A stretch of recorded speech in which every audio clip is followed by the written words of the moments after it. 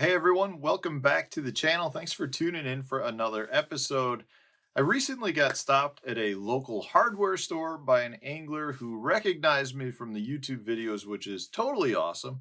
It doesn't happen that much, but occasionally it does. And when it does, a lot of times I get a question. And the question that I got from this particular angler was, what techniques should they learn just to catch fish?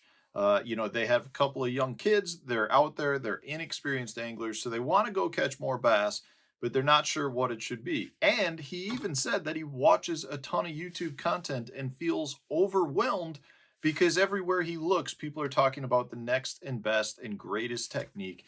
And therefore, he's like, he feels all over the place. So, my advice to him was simple. There are three techniques that work no matter where you're at in the country, pretty much work year round. And from that standpoint, they're just baits that generate a lot of strikes, give you the opportunity to catch a lot more fish, and give you the opportunity at still catching an absolute giant.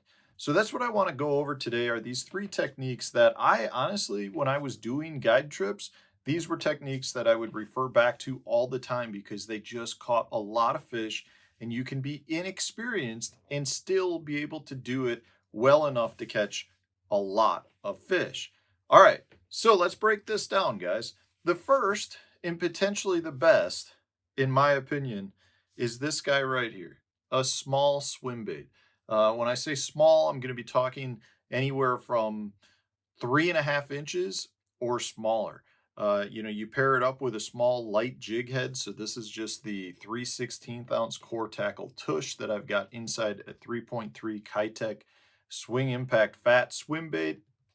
You can take these things out there and just fire these around. If you happen to have a lake that's got a lot of flats, a lot of docks, a lot of rock, a lot of points, really doesn't matter. You can pretty much go almost anywhere. Riprap banks, weed lines, drop offs, humps. You pull up, you throw a small swim bait around, and what you're going to find is you not only catch a bunch of bass, you catch most other game fish and panfish as well. So if the lake's got crappie in it, you'll catch crappie, you'll catch perch, walleye, northern, even a muskie. You catch them occasionally on small baits too. So from that standpoint, for me, it's one of the best baits at generating strikes. If you've got young kids with you or anglers that are very inexperienced, you can tell them just cast it, straight retrieve it.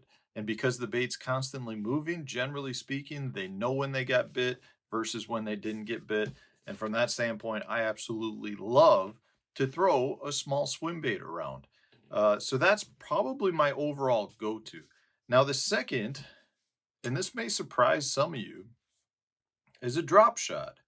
Now, a drop shot, really the issue with a drop shot for an inexperienced angler is learning how to rig it, what they need to do with it. And it's really not that difficult. I know a lot of us out there are very particular with respect to the knots that we use, how you end up, your leader length, what type of bait you're throwing. But in reality, all you need is a straight tail worm. If you want to rig it weedless, like on this TK 180 Trocar hook, you can do that. And then I've got here just a lightweight at the bottom. But the key is this is going to allow an angler to keep their bait up off the bottom. So one, if you're fishing a place that's got a lot of snags, yes, you may end up getting snag dragging this around, but generally speaking, you break the weight off, you keep your bait so you're not going through that much terminal tackle. But it really generates a lot of strikes. A lot of lakes we go to, the fish don't necessarily want to eat baits right off the bottom. Well, whether there's silt on the bottom or it's a mud bottom, if you want to get your bait up off the bottom slightly, a drop shot rig's a really good way to do that. And for an angler, all they got to do is cast and drag. It is that simple. Now, yes, if you want to fish it in very specific places, shake it, keep it there, and really dial in a drop shot like some of the best drop shot anglers in the world, you can do that. But it is still one of the best baits to generate strikes. And the other cool thing is you don't have to have a straight tail worm. You can rig almost anything on a drop shot. You could put a creature bait on it. You could put a swim bait on it. You could put a curly tail worm on it if you want. You can fish it with almost any bait. But the key here is the fact that you're able to get your bait up off the bottom is going to help you to generate more strikes than what you would traditionally be getting. It is definitely one of the go-tos for a lot of tournament anglers out there because of how good of a technique that it actually is. So that's a second presentation. The third presentation that I like to tell people to use is a wacky rig. A wacky rig is one of those baits that for a lot of anglers out there, they're going to be fishing shallow. Most inexperienced anglers find shallow water a lot less intimidating than fishing deep cover.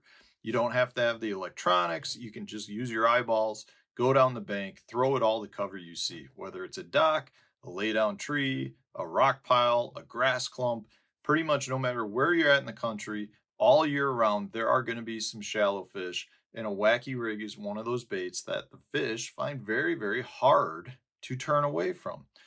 So from that standpoint, I highly recommend for any of those bank fishermen, any of the anglers where they've got, kids that are with them and they're just fishing shallow water.